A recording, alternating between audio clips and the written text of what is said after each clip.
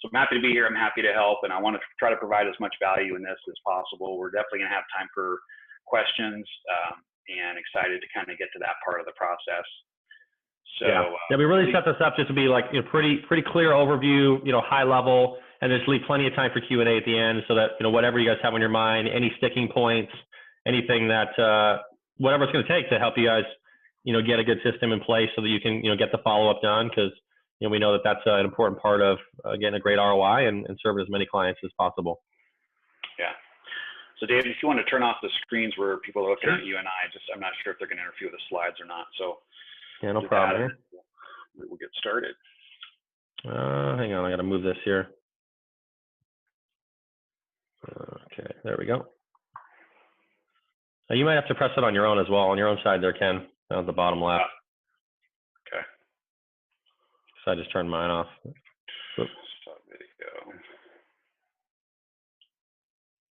Okay, I think that did it.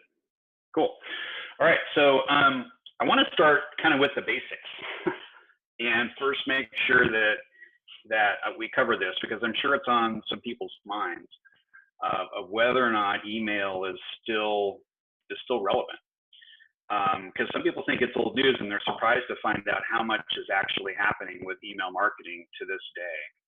One of the things that we'll do as part of this webinar is we're going to send out a document that we put together that kind of is a curated list of facts about email marketing that'll help you understand that it really, really is valuable. And I'm going to go through some things why I think it's valuable still after 18 years. So why is email marketing still king? Why is it so darn effective? Well, one of the first things is that it's a particularly unique medium. If you just think about your own experience with email and what you're doing with email, when you're in your inbox, you're generally doing business, right? You're there to process your incoming mail and to take action as needed. And if you think about the other kind of mediums that you might use, like a phone call or direct mail, those may not be well timed, and it kind of requires the person change their medium from like, oh, I'm sorting my mail, to now I have to take action. I either have to go pick up a phone or jump on the computer, and maybe I'll do that later. And with email, you've already got your fingers on the keyboard, your hands on the mouse, and so taking action is really, really easy. And I think that's just a reminder of how powerful email as far as the medium goes. The second big thing about email is the network effect. I remember, 10 years ago, because I've been doing this for so long, people in the email marketing world were worried because they're like, God, these millennials, they don't use email. All they do is text. And then something strange happened. They all got jobs. And so all of a sudden email became part of their life where maybe it wasn't before, but because everybody relies on email, and email is just a thing that you do to be a professional and to do work, everybody's on the system. And so it has a network effect of the more people are on it, the more important it is, the more it grows. And maybe that's why it hasn't been unseated yet as far as a marketing tool, because how do you really get away from email, right? There's so many people using it. I think the third most powerful thing about it is that it's permission-based. So to get into somebody's inbox, at some point they have to give you permission. Now, of course, there's spammers that don't believe that, but when you're processing your email, you're really looking at it. This is your curated list of things to do because you've signed up for an email from a company, or you've got inbound traffic from your professional life, but you've given permission to be there. And again, unlike a radio ad or a flyer or an ad where you're basically trying to interrupt somebody and say, hey, look at me, email is something that if you've already gotten permission, you're welcome, and your message is much better received. And of course, the cool thing about email is that it's, ordinarily connected to the internet. So it's very, very easy to include a video, a link to a page, resources. So even in a short, small email, you can provide a lot of value for people and give them jumping off points, drive them back to your website, drive them to a YouTube video, give them some kind of resource. And so it's incredibly dynamic and just something you don't get. The other part about email, is that you can forward it, right? And we call this the viral effect. So if you have great content that's worthy of a reader's attention, they probably know other people that feel the same way, right? I'm sure we've all forwarded an email to somebody else saying, hey, check this out.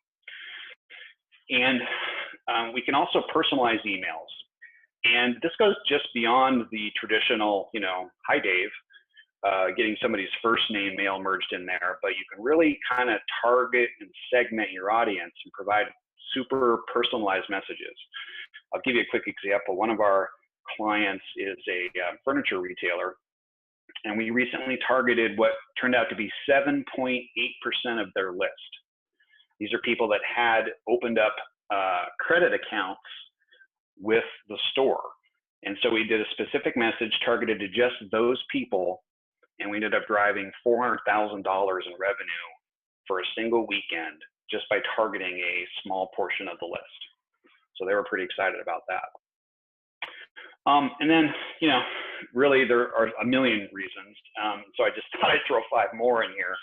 The fact that it's extremely cost effective is a big deal. It's scalable, right? Whether you have 20 people on your email list or 20,000, essentially the work is about the same. And so it's very, very scalable. And that certainly comes into play with automation. As the months mount up, right, and you have more and more prospects that you've tried to help or deal with, the more work it would be to try to get back in touch with all those people. And that's where automation really takes over and makes it completely scalable.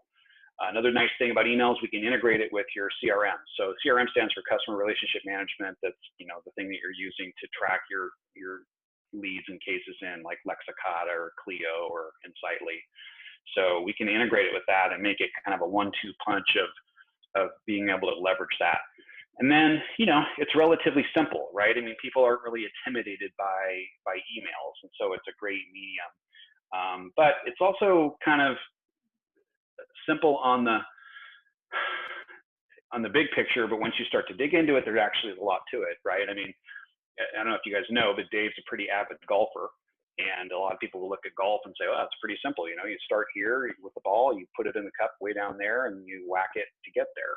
But the more, if you've ever golfed, the more you get into it, the more you realize how much is involved and all the subtleties and all the things that happen. So anyway, that's what I'm here to help answer. So I think the big reason is that all of this results in 23% of sales. And I wanted to give you a couple more stats on email marketing, but this is the biggie. So 23% on average, companies are attributing 23% of their total sales to email marketing. This is according to Adestra. And this is one of the things that we're going to be, that document we're going to send you. 91% of consumers check their email daily. 66% of consumers have made a purchase as a result of an email they receive, while only 20% have made a purchase as a result of Facebook, and only 6% as a result of Twitter. 72% of consumers say their email is their favored conduit of communication with companies they do business with. 61% say they like to receive promotional emails weekly, and 28% want them even more frequently. That's not me, but there's a lot of people love getting their emails. Email popularity is on the rise, with 2.9 billion email users forecasted for 2019, according to Statista. And this is interesting. 70% of brands are not personalizing emails sent to their subscribers, yet personalized subject lines are 22% more likely to get opened. And only 10% of companies employ individuals who are dedicated to email marketing. So the responsibility for email usually falls on an individual as part of their wider marketing responsibilities for 40% of companies and 44% of even advertising agencies. And just another one, there's 20 facts in here. I'm not going to read them all, but one more. The lifetime value of customers acquired through email is 12% higher than average.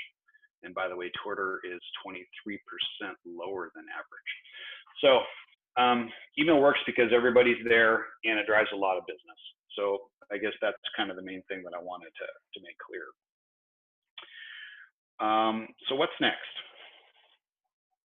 Let's talk about you guys and you and why email marketing matters for you and as attorney. And if anyone's acutely aware of the fact that time is money, it's attorney. So as you're following up with your leads, you're already aware that you're making an investment. So you want to make sure that you're investing wisely. So first off, one of the things that I want to remind you to consider is understanding what a true cost of your lead is. If you really think about it and you look at all of your marketing costs and then divide that with, whether it's per year or per month, but you look at all your marketing costs and then you divide that by the total number of leads you've gotten for the year, that's the real cost of your leads. So what are the marketing costs? Well, your website, for instance, primary reason it's there is to get business. You may be investing in SEO to try to rank higher in your local area. Maybe you've got a Google listing, Chamber of Commerce subscription. Maybe you're in the yellow pages. You probably have a sign on your building. Your phones are there so you can prospect and answer phone calls. Your business cards, client lunches, gifts, your unbundled attorney leads. All these factor into the cost of your leads. And then you also have to remember that follow-up time needs to also be included. And I think everybody understands this. And this is actually part of the reason that email marketing is so powerful. Because what happens when you call back a lead, right? Whether it's an unbundled attorney lead or another lead that comes in, 100% of the people you contact are not actually ready for action. And it could be for a long list of reasons, and I'm sure you've heard all of them, right? Well, I need to talk to my significant other, or I'm just doing some research at this point, or I don't know if I even need an attorney yet. So you get a lot of excuses, but really, in my opinion, most of the time those are smoke screens for what they really don't want to say, which is, I'm not sure I like you yet, or I trust you, right? For many people, this may be hiring an attorney is, this might be their first time, and the entire thing is nerve-wracking for them. Then on the other side, there's you who've done this a million times, and you're not nervous, and you're just trying to get an answer either way, yes or no, can I help you? And the problem is that maybe is like the worst possible outcome, because maybe is expensive. It means that you're not there yet, but you might be at some time in the future. And so what most attorneys do at this point is they have to move on with their day, because the question of cost of following up with any particular lead when it's a maybe is potentially too high. And so they do their best to say, okay, well, do you have my, website saved? Do you have my email? Great. Do you have my card? Let us know when you're ready. And they kind of hope for the best. So, but if you think about that strategy, is that really the best strategy for helping them trust you or helping them like you? And I don't think it is. People trust others and they like others whom they've had kind of repeated interactions with, right? Think about your friendships, your professional relationships. That makes sense. If you're constantly engaging with somebody, that's when rapport builds and you start to understand who they are. So the same thing's happening with your lead, right? They clicked on a thing, they filled out a form, they got a call, but they're still not sure you're ready for them, or that you're right for them. And so they're kind of waiting for this relationship to blossom so that they feel like contacting you. Sometimes that's right away. Sometimes, like Dave talked about before, it takes weeks or months or maybe even a year for enough things to happen for them to want to actually take action. So, and the benefit of using email marketing are numerous for this problem. First off, when you are working with somebody, if you don't have email marketing to do this, then your leads are basically, they come and they go and that's it. And you look back at the end of the month, you go, okay, how did we do with our leads? How many of them did we close? And then you don't have anything to there's no follow-up system, so you're not going to leverage anything other than what you were good at. So if you happen to have a particularly good month, you might have gotten great close rate with your leads. If you didn't, well, then you just kind of spent a bunch of money. So the beauty of email marketing is that, you know, we can solve this problem and allow you to move on to your other billable activities. So if you have an email marketing platform properly integrated with your systems, you can simply add this contact to your automated follow-up system. And that'll keep them in touch, and you'll be able to contact them by name. You'll have your contact information right inside, your phone number links back to your website. It's a beautiful thing. You can decide, you know, you can set up what kind of messages should go out first, second, third, decide what interval they're going to go out. And these messages can help them like you and trust you and believe that you're there to help solve their problem. And the beauty of it is that, but when you do this, you do it without taking an additional second out of your day. I mean, once you click the right button, the system takes over, and you're not wasting any additional time. So the end result is, instead of wasting that initial investment of sourcing the lead and all the follow-up time you spent, you now have a good shot at still earning their business when the time is right. And as each month goes by, your list gets bigger and bigger and starts paying amazing dividends, with people calling you back that, you know, you've completely forgotten about. Like, hey, I've been getting your emails. I really appreciate the follow up, and I'm ready to take action. Just like Dave was talking about earlier. So, and you know, this is scalable. So it doesn't matter that you've been processing new leads for the last 6 months or a year. If you've got 500, 1,000, 10,000 people, the system doesn't care, right? It doesn't break down. So anyway, before you get too excited, you know, it sounds like this might be a panacea. And so you're going, okay, well, if this is so great, you know, why isn't everybody using it? But, you know, the benefits are amazing. Like, for instance, if you've ever gotten sick or taken a vacation, the system doesn't need you to keep working.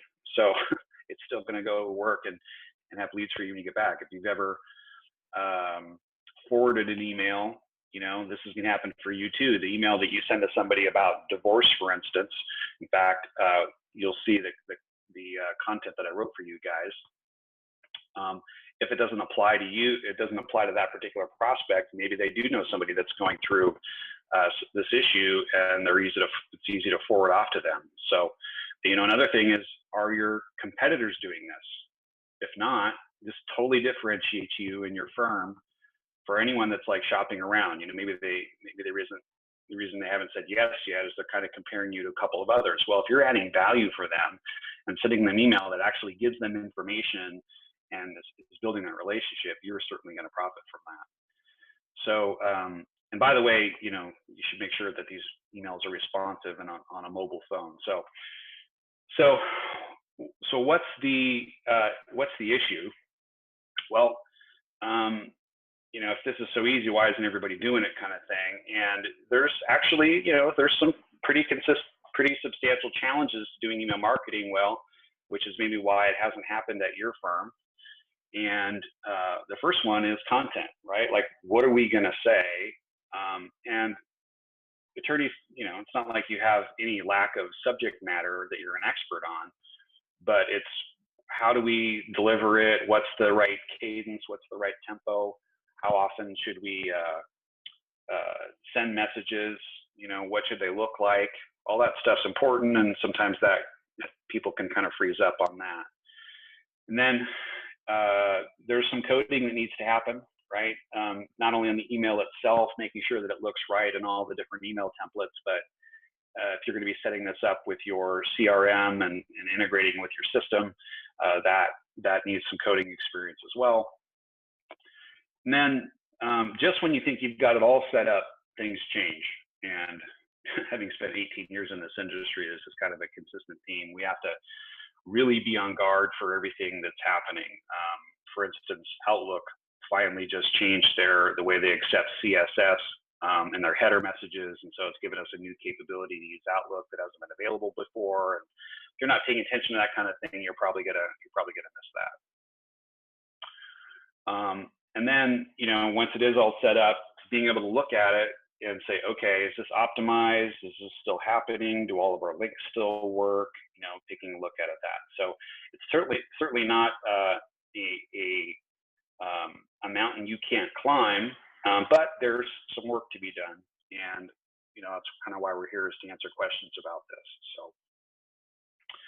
So anyway, we're going to wrap up a little bit here, and here's what we talked about so far. So we know that email works.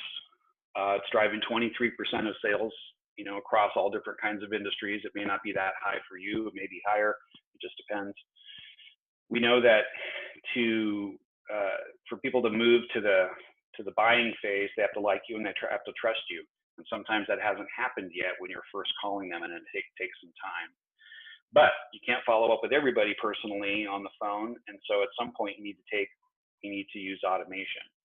If I didn't say this before, it's important to say now that, you know, automation is great, but you can't rely on it 100%, right? It's really important that you first make that initial contact, even if it's just leaving a voicemail or two, like, hey, I've been trying to reach you.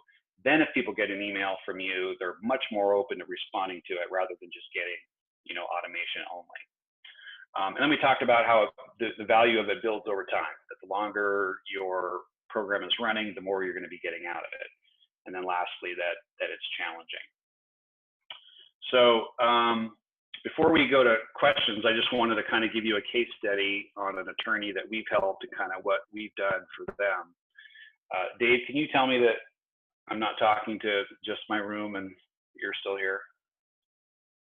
Good. Okay. Yeah, keep going. Great. So, so this is Joshua Goldstein. He's an immigration attorney out of Boston. Josh had a dream to set up an office in LA, and that's what he's been doing over the last year or two. So he hired us back in 2015, and just renewed this month actually. And so what have we done for him? Well, first thing we did was we created a custom email template that exactly matches his branding and website, which is really strong. We gave people an easy sign-up method on the website to learn more about what his practice offers. Then we designed and wrote 3 messages for anyone that signed up, kind of properly introducing the firm, building that rapport, building that trust, and really kind of conveying his unique selling proposition, what makes these guys special. And we integrated his back-end system. He uses actually Insightly.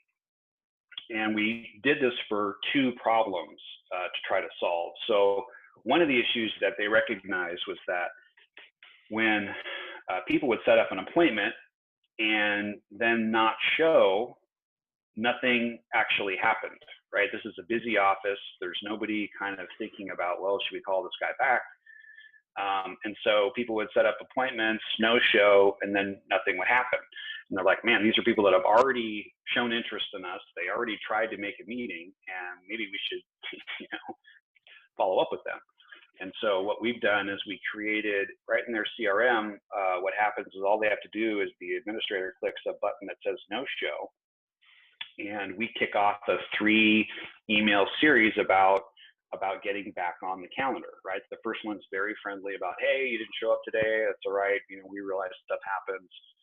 Here's our phone number. Here's a way to, you know, here's a link to reschedule.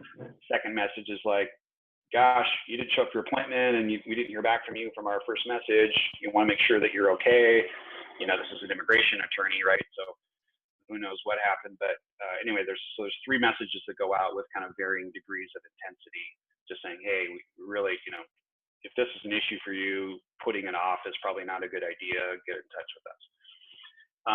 Then there was another problem that they had that we solved with email, and that they would have people come in and they would say, great, you know, now that I've listened to you, we will take your case. Here's how much it's going to be. And, you know, a percentage of those people would say, okay, let's get started. And they would sign up and pay their, you know, their deposit. But for the vast majority of people, they would just, you know, be like, okay, well, we're going to think about it, talk about it, whatever. And they would leave the office, and none of those people were getting followed up with, right? Because the same problem, they were concerned about processing all the new incoming leads. And so here they have already spent, you know, got in person in the office, spent time, did that, and nothing happened after that. So we set up another series that goes out, again, 3 messages about, hey, it was great to have you in, we can't wait to get started. Here's, again, kind of our credentials and why you should hire us. And then, there's 3 messages about that. And then once a month, we actually broadcast to pretty much everybody in his audience with news. So they're pretty good. There's a lot going on in immigration right now, obviously. So they're writing up blog posts about, how-tos or their opinion or, what to do in these certain situations. And so we broadcast out and make sure that people are aware of those on a template. So I just wanted to show you a quick screenshot of kind of what the results were. So I grabbed one of his, I think this is his welcome message, and show you some of the stats. And if you've done email marketing at all, you'll see these numbers and they're pretty eye-popping. So of the undecideds, so people who came in, got a presentation, the attorney said, we'll take your case, 42% of those messages of follow-up series to go out are opened, and 10% of them are clicked. And so if you can think of what the business impact of just that single thing that's happening for them, it can be pretty substantial. The second is their welcome series. Again, that's almost 40% open rate with a 10% click-through rate. So people are getting those, they're opening them, they're clicking on one of the numerous links that we put in there. And then the no-show, 35% of those messages are also getting opened. And so, the results are that they're getting a lot of business that would have otherwise not happened because they've got an automated system now that handles this stuff. So, so we're about to get to questions on kind of how we can help. I guess we can turn the video back on and see if anybody has any questions they want to ask.